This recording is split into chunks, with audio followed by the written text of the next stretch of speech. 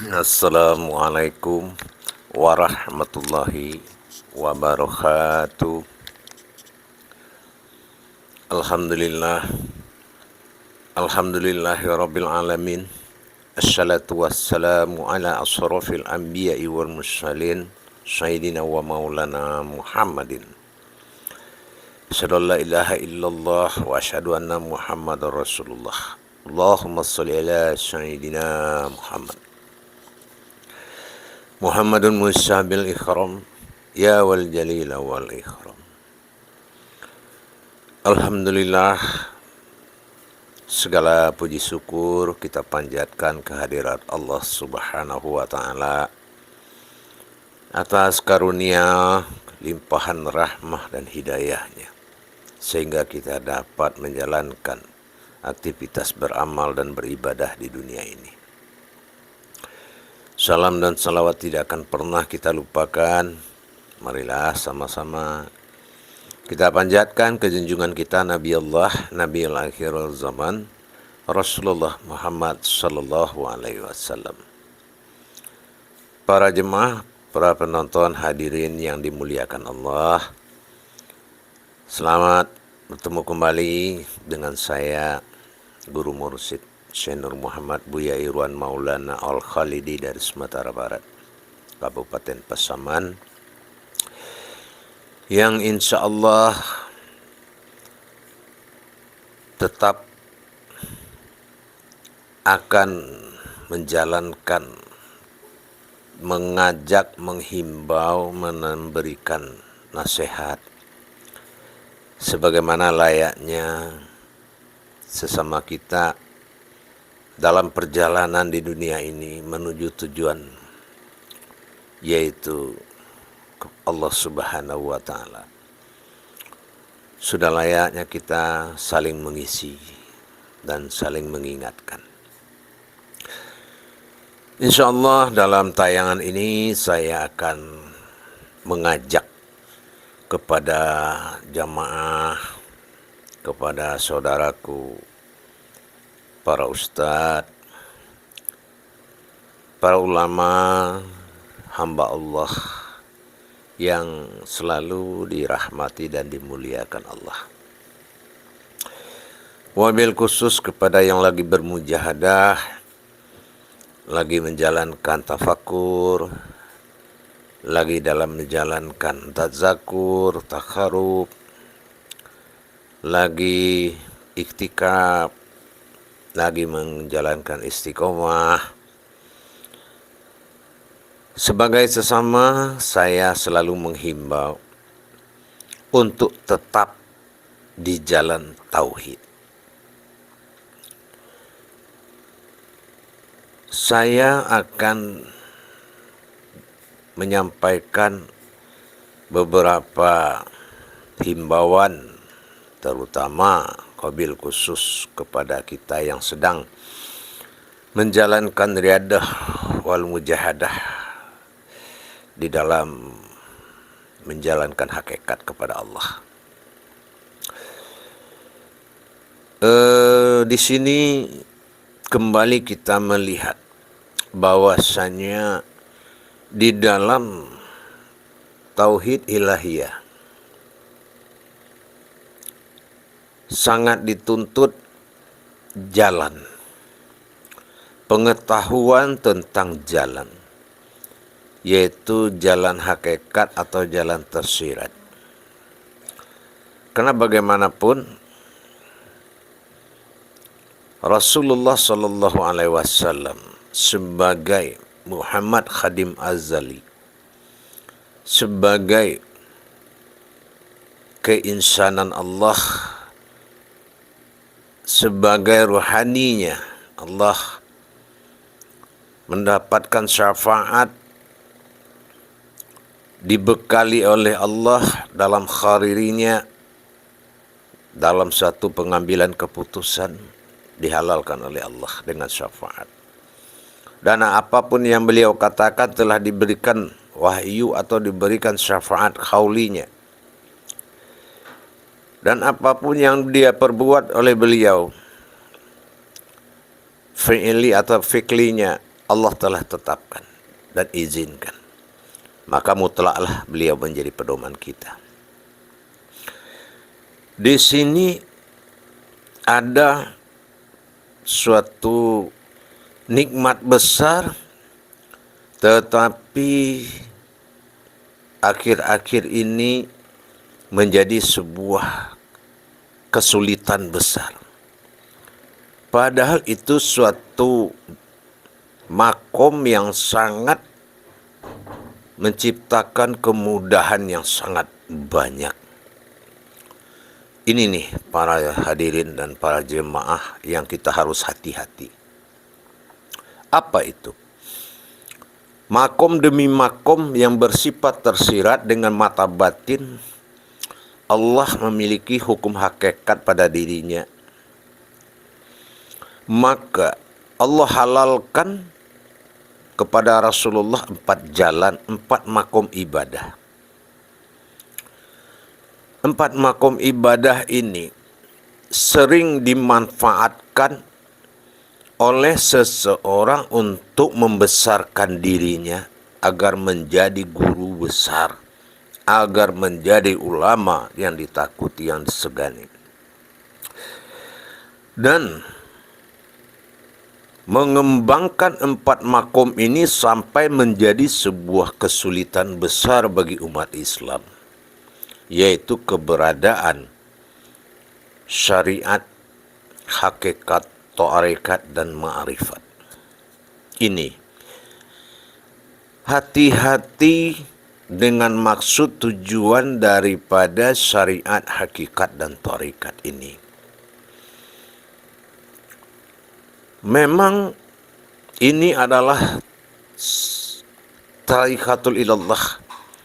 Ini adalah makom jalan kepada Allah, sebuah kemudahan besar, dinamakan dia makom.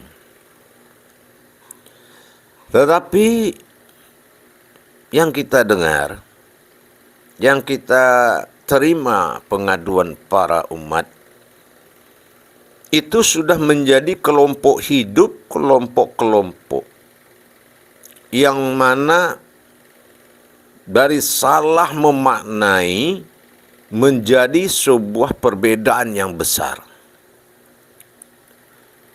Karena salah memaknai 4 makom ini berada pada guru yang belum hak, maka ini akan menjadi suatu perselisihan pemahaman.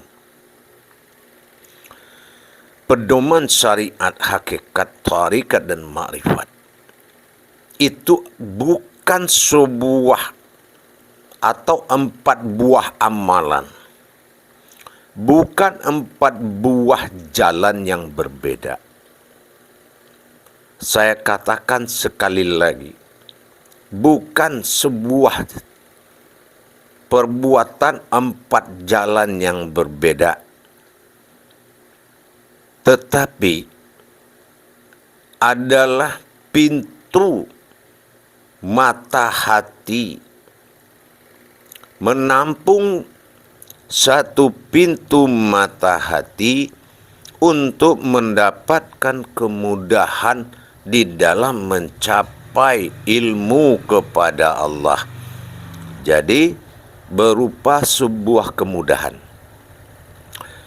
Saya akan buktikan kalau itu bukan 4 ibadah. Ini adalah pintu mata batin, sandaran mata batin.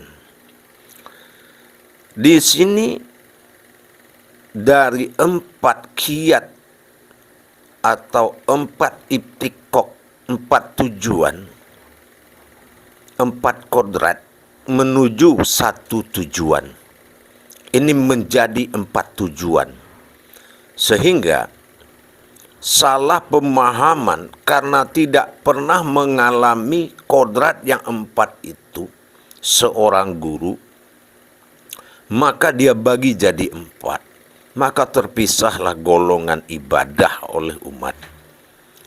Dengan terpisahnya golongan-golongan ini menyebabkan antipati dan perpecahan di dalam sikap berilmu kepada Allah Subhanahu wa Ta'ala.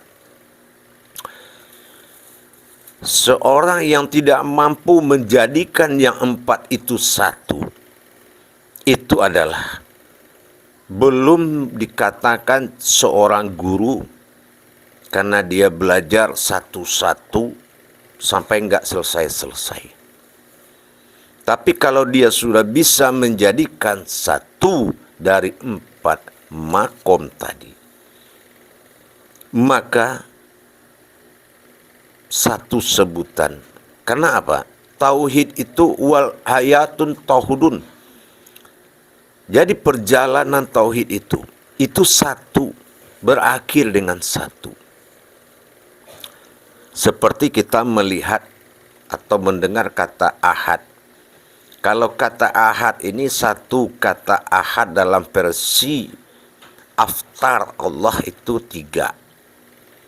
Ada batin, ada nur, dan zat. Tapi kalau wahid tunggal tidak boleh ada batin, nur, dan zat.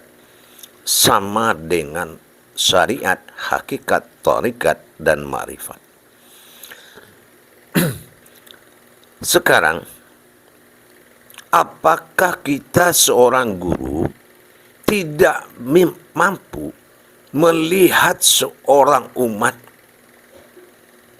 kewalahan dalam menetapkan keyakinan? Karena jalan yang satu dipecah oleh guru yang tidak berpengalaman menjadi 4 jalan. Nikmat besar menjadi kesulitan besar. Ini yang saya tidak terima.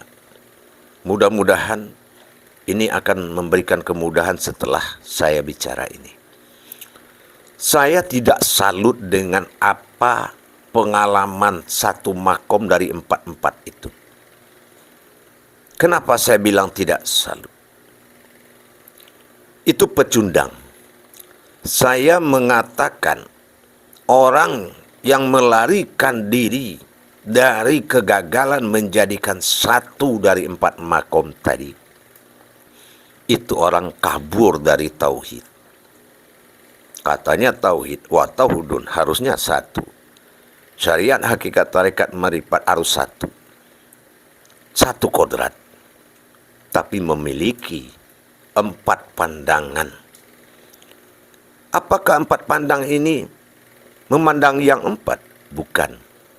4 pandangan adalah derajat. Semakin kita memuliakan pandangan kita, semakin mendapatkan derajat pandangan itu kepada Allah. Pandang itu ada 3. Ada basyar, ada basirun, ada ainul basirah. Dimakomkan, ada ma'rifat, ada pensaksian. Nah, kalau umpama makom ini dipisah-pisahkan, maka perpecahan itu akan tinggi.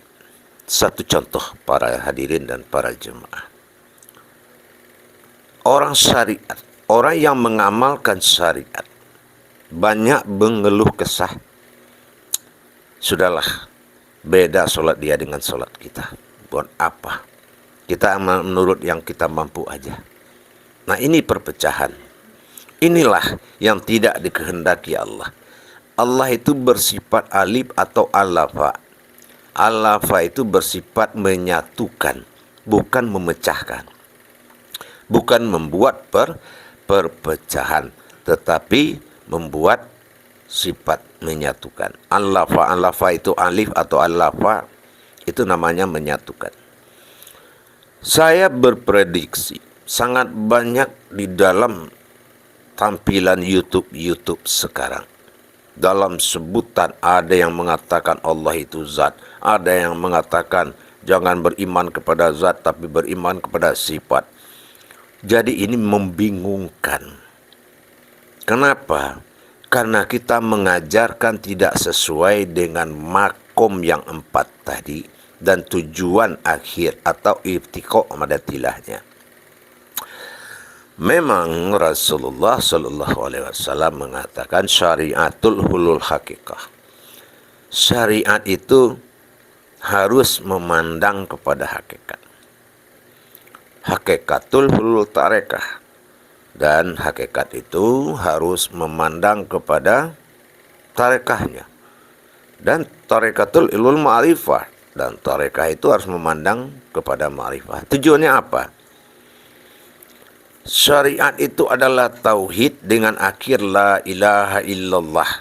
Sekarang saya tanya, apakah kaji ma'rifat itu mentiadakan la ilaha illallah? Apakah kaji tarekat tidak memakai la ilaha illallah? Apakah kaji hakikat tidak memakai la ilaha illallah? Apakah Islam tidak bertauhid la ilaha illallah?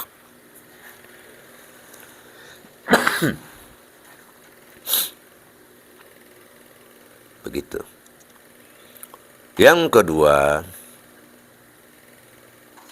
kadang seseorang yang melaksanakan ibadah zahir dinamakan syariat, tiba-tiba dengan tidak mampu karena nuzuk atau sakit, tidak bisa berdiri, maka dibolehkan duduk. Padahal fikih tidak mengatur, sholat tidak punya ampunan. Sholat tidak punya ampunan. Tapi diakui boleh duduk. Meskipun belum paham hakikat duduk itu apa. Karena apa? Adab Islam rukun dan rakaat tidak bisa diwakili oleh apapun. Pasti ada penggantinya. Itu hakikat. Tapi kalau kita bilang itu hakikat, pelaksana syariat itu tidak terima. Ya. Dan kalau umpamanya dari syariat ini dia kusuk sholat sampai melihat dan merasakan dan menyaksikan fardu ain, terus kita bilang itu ma'rifat, dia tidak terima. Ini dampak dari guru-guru yang telah memisah-misahkan makom ini. Ini akibat yang dialami ke tengah umat.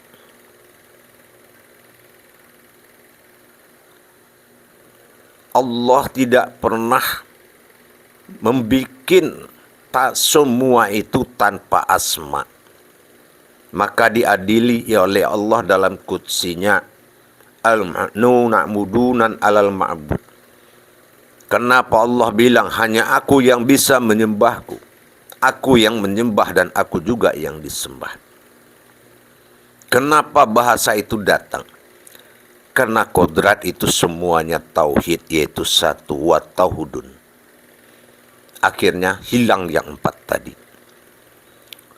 Kalau sudah hilang yang empat, apa artinya ibadah?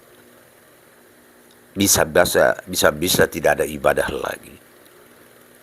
Maka diserahkanlah yang satu ini kepada Rasulullah dengan kodrat umat. Allah dengan kodrat kehambaan. Artinya apa? Bagaimanapun teknik kita lakukan, mengkaji soal ibadah, akan lari kepada kehambaan. Di sini saya bilang tadi, syariat itu bukanlah suatu batas. Salah orang mengatakan syariat itu batas hakikat. Hakikat batas dengan tarekat. Tarekat berbatas dengan ma'rifat. Kalau mau kaya ilmu, jangan ibadah orang dirusak. Saya ingatkan kepada seluruh guru-guru yang mengkaji ma'rifatullah. Hati-hati, perkataan ente akan menjadikan baik atau buruk. Ingat, kita bisa mengelak bertobat dengan berdosa. Tapi kalau kata-kata ini yang ditanya oleh Allah, dan pandangan yang ditanya oleh Allah, dan pendengaran yang ditanya oleh Allah, apa daya kita untuk membela diri? Jangan mengkelompokkan ibadah ini. Kenapa? Hanya Allah katakan dalam Al-Quran, walazina jahadu fitna lahadiyahum subulana. Bersungguh-sungguhlah mencari jalanku, maka akan kuperlihatkan kepadamu. Dalam surat An-Kabut. Tapi dalam pelaksanaan, terjadinya kelompok-kelompok, bahkan yang lebih mengkhawatirkan, telah jadi pemahaman-pemahaman di dalam makom yang 4 tadi. Telah masuk faham-faham leluhur, telah masuk faham-faham syarak per daerah lain, syarak lain daerah lain kodrat. Tidak menjadi pemersatu dia lagi alif ini. Inilah yang mengkhawatirkan. Marilah para guru-guru, coba kita kembali kepada kebenaran Allah. Saya akan buktikan kalau syariat, hakikat, tharikat, dan ma'rifat itu bukanlah suatu kodrat yang berbeda. Itu satu kodrat. Sekarang, kemana ma'rifat itu? Saya akan buktikan dalam kajian. Dengar baik-baik para pembawa agama, para sesepuh-sesepuh yang dihormati umat Islam. Kalau tidak, Adam awal pertama diwariskan kepada jasad, didahului yang mewariskan Kidam dan Adam. Itu adalah kodrat Allah semata yang maujud menjadi ilmu. Ya, syariat itu batasan Tuhan. Ingat. Sekarang, apapun yang kita anggap selama ini pemahaman tingkat tinggi, yaitu ma'rifat. Ingat, huluhiyahnya adalah syariat. Terakhir di syariat itu diakuilah Allah fi zahiru wallahi fil batin. Allah maujud, Allah wujud. Ya. Bisakah tarekat itu berdiri sendiri tanpa syariat? Tidak bisa. Butuh basar, basir, basirun, dan ainul basirah. Semuanya duduk di dalam asma'ul husnanya Allah, zahir dan batin manusia. Begitu juga dengan hakikat. Siapa yang merasakan, maka dikatakanlah jasad ini sebagai jauhar basita dalam tingkat marifat, al-sibaharu dalam tingkat hakikat. Ternyata lari juga ke syariat.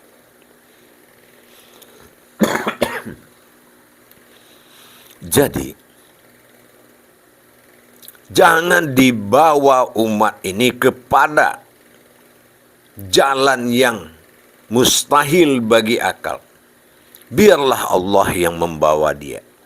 Tapi sampaikan kebenaran bahwasanya kodrat Allah, kodrat aku, kodrat Allah sendirinya. Hanya kodratnya yang mampu mendekatinya. Dan cara tajalinya pada syariat. Kalau memang hakikat menentukan, jalan tarekat menentukan, jalan ma'rifat menentukan, kenapa la ilaha illallah tidak putus dalam perkara ma'rifat? Ingat, batasan Allah dalam kursi, batasan Allah dalam ilmu, batasan Allah dalam ibadah, kodratnya berbeda. Tapi dalam mentajalikan 4 perkara, semua akan bisa menjawab. Kalau semua bertajali menjadi satu, semua kesulitan agama ini akan terjawab. Bukan semakin jauh dan semakin susah. Syariat hakikat tarikat marifat. Syariat uluhiyahnya la ilaha illallah. Yang menyediakan kalimat itu apa? Itulah keputusan dari syariat. Kalau kita mendengar azan la ilaha illallah, dikupas oleh hakikat.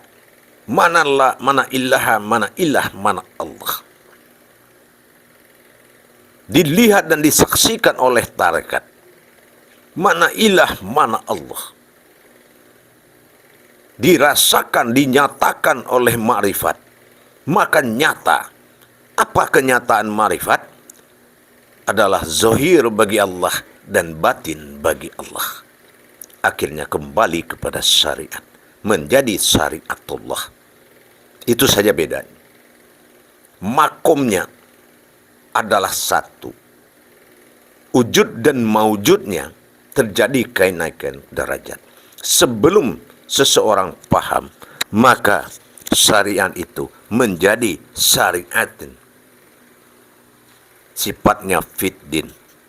Tapi setelah kita tahu, naik kepada tingkat syariat Nabi, syariatul Nabiin, sudah tahu gitu mana imam diri kita.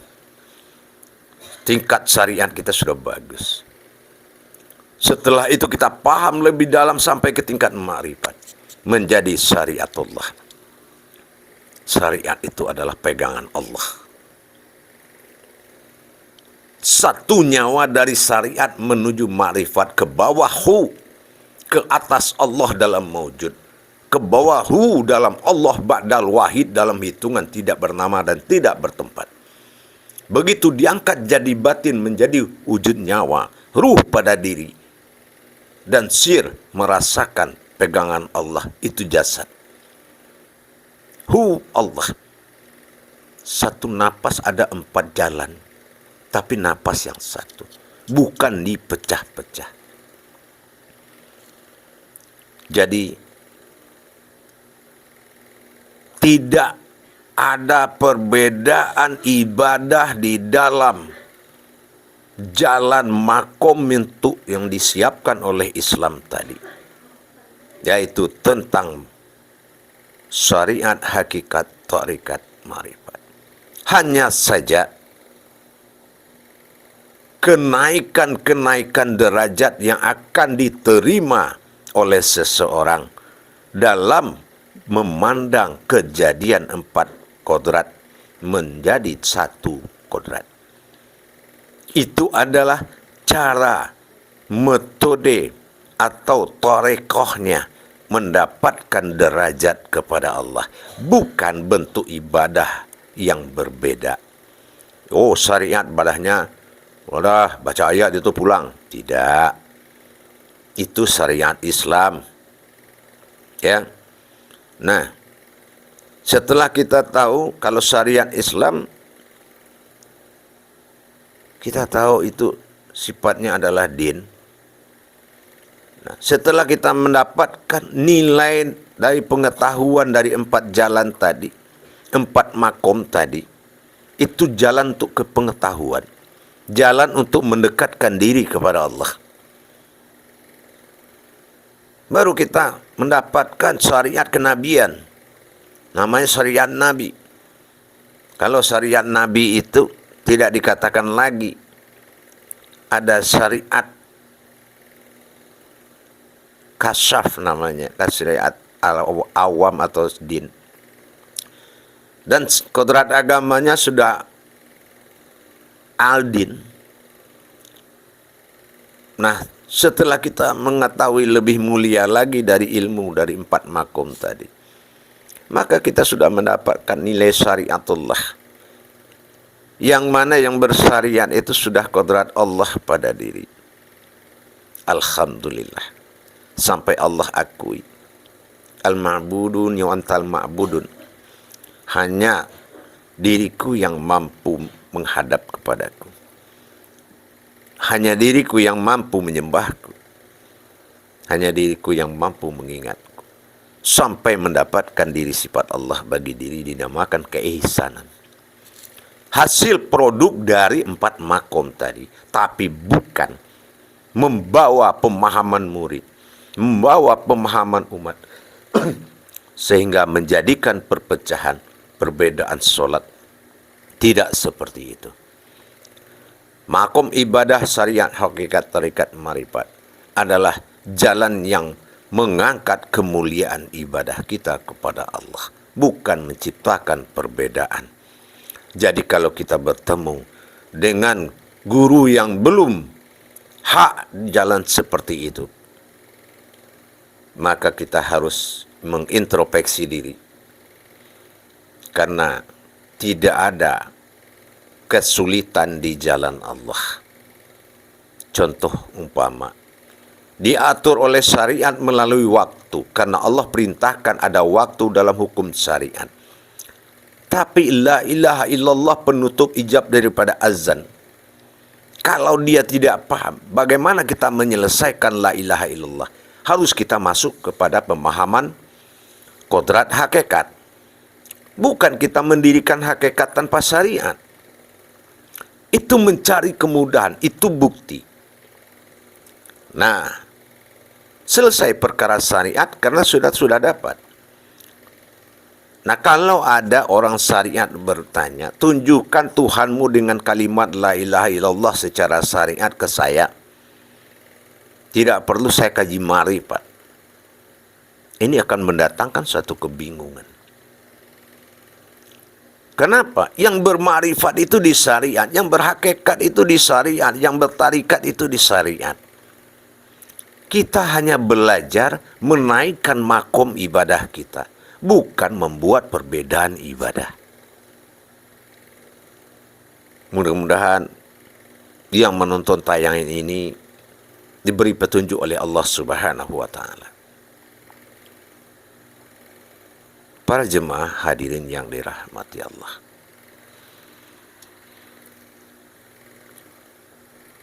Sangat miris batin kita melihat kadang-kadang di YouTube itu mengandalkan diri. Bahkan kata-kata gurunya lebih kuat daripada kata-kata Allah. Karena dia tidak tahu mana guru yang dari Allah, mana yang ada guru dari kampung, mana yang guru dari daerah. Yang dia tidak tahu guru yang keluar dari ayat Al-Quran itu yang masuk manusia, yang masuk ke antara semua manusia.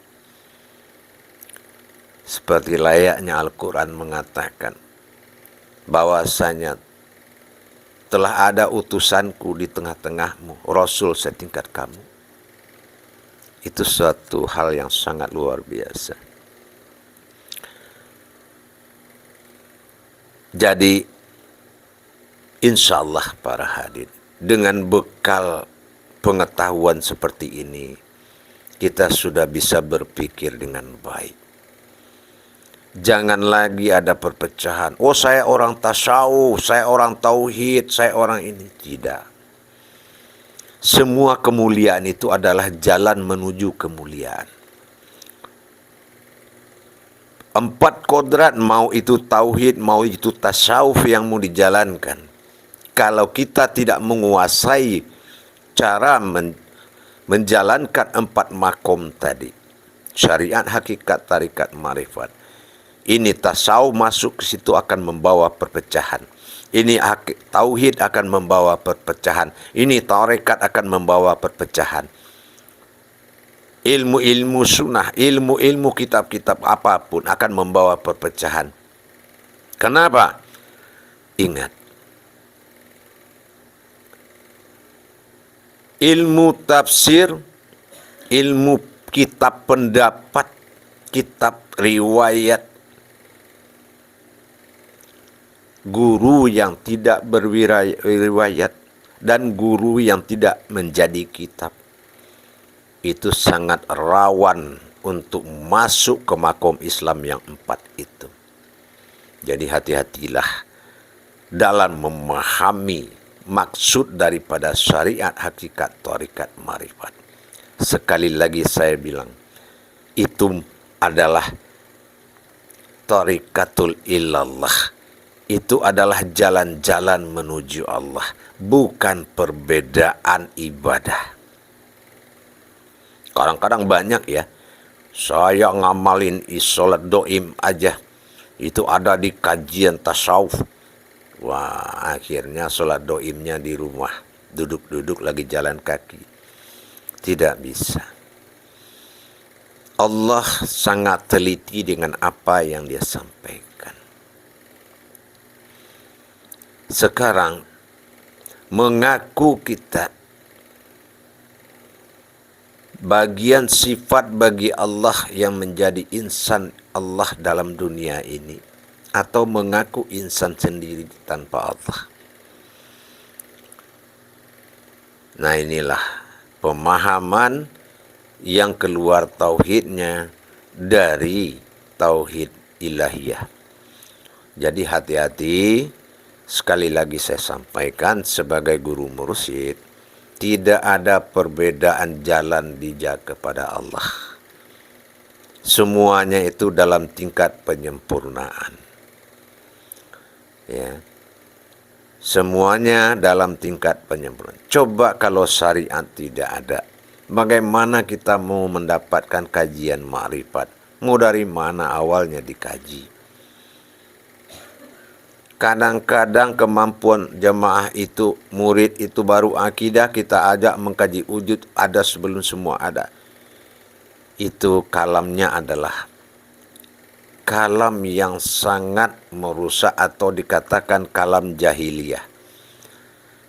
Ternyata dia tidak tahu mana awal kaji dan bagaimana cara kita adab dan akad kaji itu seperti yang pernah saya sampaikan.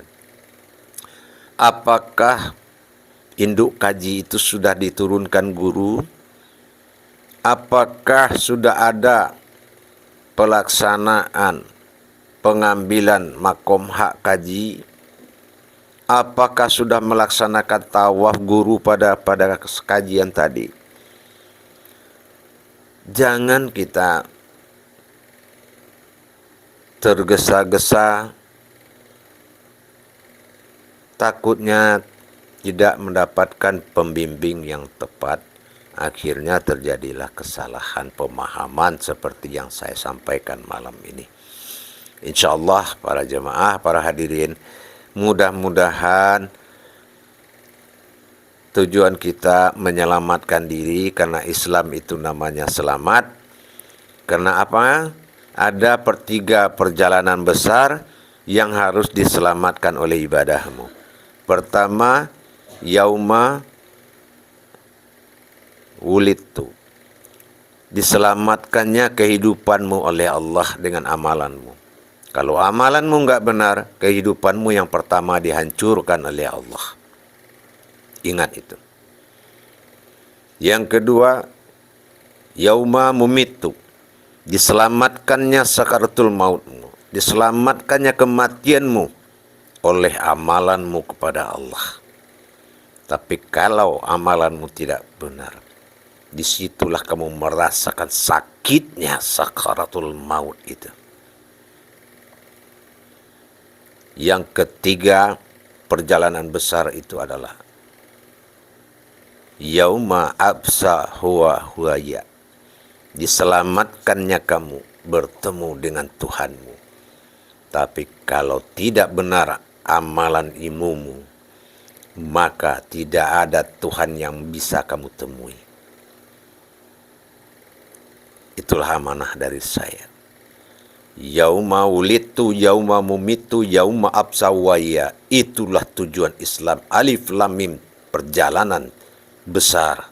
3 perjalanan besar. Karena ada 3 kodrat hidup dalam diri. Hayat pegangan Adam, hayun pegangan Muhammad, qayyum pegangan Allah. Artinya apa? Kehidupan ada pegangan Adam. Dan hidup rohani pegangan Muhammad. Dan yang menghidupkan nyawa qayyum adalah pegangan Allah Subhanahu wa ta'ala. 3 hayatullah. 3 hidup tetapi satu namanya. Hayatullah. Kehidupan Allah. Bukan 3 roh. Tetapi 3 kodrat. 1 hayat. 1 kehidupan. Dari 3 kodrat tadi. Jangan pikir ente hidup sendiri. Orang hidup, hidup. Orang tidur, hidup. Orang mabuk, tidur. Hidup. Dan orang mati juga hidup. Tidak ada orang mati. Kalau orang mati itu mati. Tidak ada pertanyaan dan tidak ada akhirat. Semuanya hidup. Ingat. Itulah hayat. Itulah buktinya hayatullah. Baik para hadirin. Demikian dulu pemahaman dan pemberian pemahaman tadi. Mudah-mudahan bermanfaat buat kita semua, menjadi tolak ukur bagi kita dalam menjalankan Amirul Mukmin, dalam mencari pimpinan diri kita, mencari amri diri kita ini sebagai ahli diri kita, imam diri kita. Jangan coba-coba diri kita tidak pakai iman. Man imamah, kata Mungkar Nangkir. Siapa imammu? Kita harus melihatkan ahli diri kita. Kalau istri yang meninggal ditanya man imamah, dia bisa sebut nama kita. Tapi kalau kita yang meninggalkan dunia ini, man imamah, kita harus menyebut nama ulama atau guru kita. Ingat, umat Muhammad itu telah disampaikan oleh Muhammad kepada Mungkar dan Nangkir. Tanda-tanda umatku apa? Tanda-tanda umatku adalah dia adalah seorang berimam. Dia seorang imam yang memiliki imam. Itulah dia. Kalau dia tidak imam, siapapun dia, itu bukan umatku. Itu kata Rasulullah. Akhirul kalam. Wabillahi taufiq wal hidayah. Wassalamualaikum warahmatullahi wabarakatuh.